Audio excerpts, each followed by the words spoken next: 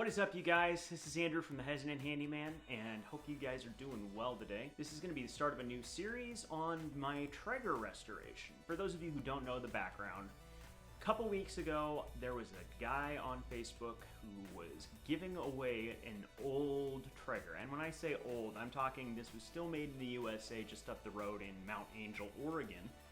Was pretty high end at the time that it came out, but when you look online right now, you can't find a whole lot about it.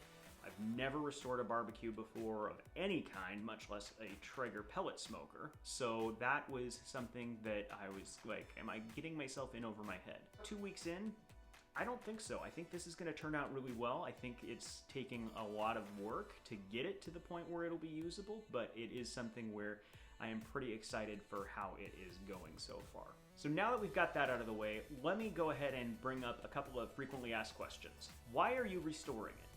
Well, there's two reasons. One of them is really this is a beautiful old piece of American-made machinery. And when I say old, I know it's only 10 to 15 years old, but it's not something that they make anymore, and it's actually a pretty quality piece. At this point in time, I've gotten a lot of the rust off of it because it was pretty rusted up when I picked it up, and it still has good metal bones underneath all of that rust. It's taken a little bit of elbow grease.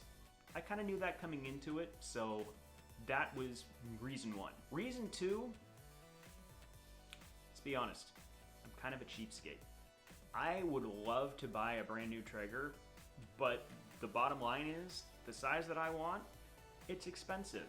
And I am not going to go out and pay money for that if I can pick up a free one. And all I'm paying for is a couple of parts and a couple of cans of paint to get it looking nice again. I think I can save myself a little bit of dough here, because it doesn't matter to me the model itself as long as it works. So that's that. What model is it? It's the Traeger BBQ 100 Deluxe Edition. It doesn't look like any of the models they have out now. It's got a roll top on the front. I called up Traeger to see if they still had a manual for it. They directed me to a website that had a manual for a Traeger BBQ 100, which is a slightly different model, and so it wasn't especially helpful to me. When I talked to their tech support people, they said, we don't even know if there's any parts available for this anymore.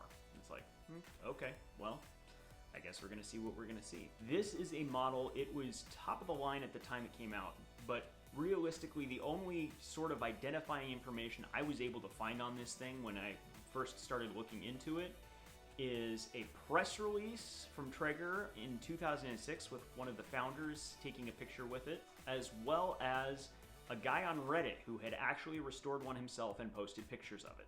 That poor dude has become kind of my go-to asking random questions about the machine. Couldn't you just buy a new one? I could if I wanted to spend the money on it. Like we said before, kind of a cheapskate. So how hard is it to find parts? Really? Not as hard as you would think it would be. When I first called up Traeger, the company, to go, hey, do you have parts for this? I'm thinking about picking it up and it's free. They're like, well, we don't know if anything can fit on this. This thing is 14, 15 years old and they don't support it anymore. Not only can you find parts like the fire pot, like the thermostat, the auger motor, the fan, the auger itself, you can find all of that online. The parts that actually were hardest to find, and when I say hardest to find, meaning I didn't actually find them until after I'd made other plans, but the parts that were hardest to find were the grease tray, which that is just a folded piece of sheet metal that had specific dimensions to it. I got the measurements from the guy on Reddit who had actually restored the same model, so I knew what I was working with there.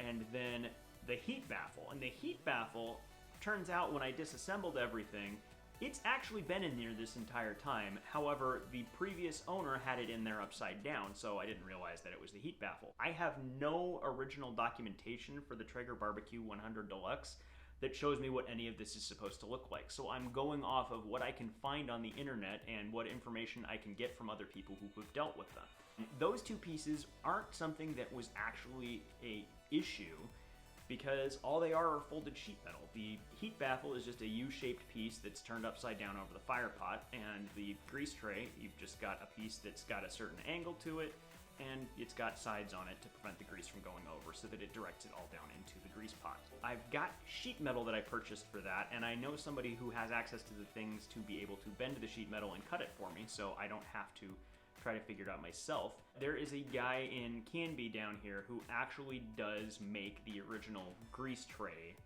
and it's only like 50 bucks, which is what I paid for the entire sheet of sheet metal, and I'm going to have left over when I'm done with it.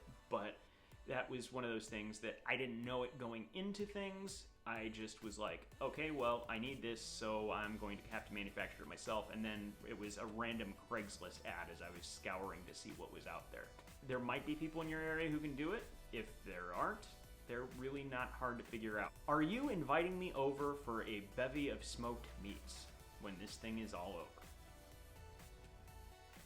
You know, I am not opposed. If I'm just saying, if I've thrown a brisket on and somebody happens to be in the area and decides to stop by, you know, I am welcome to feeding you, I guess, as long as I know in advance that you're coming.